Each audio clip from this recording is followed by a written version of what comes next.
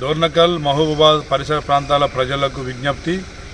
మరి అకాల వర్షాలకు వాగులు పొర్లి గ్రామాలు తండాలన్నీ మునిగిపోయే పరిస్థితి వచ్చింది.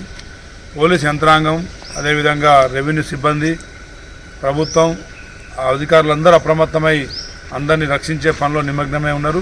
ఎవరు భయాందోళనకు గురి కావాల్సిన అవసరం లేదు. తప్పకుండా మీరు మనోధైర్యం కోల్పోవద్దు.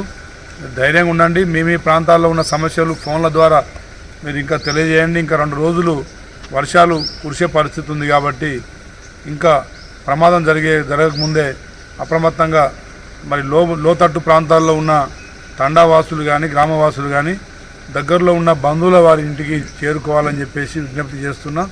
తప్పకుండా మీ అందరినీ ఆదుకునే దాంట్లో ప్రభుత్వం ఇటు అధికారుల యంత్రాంగం, ఇటు కాంగ్రెస్ పార్టీ శ్రేణులందరూ నిమగ్నమై ఉన్నారు.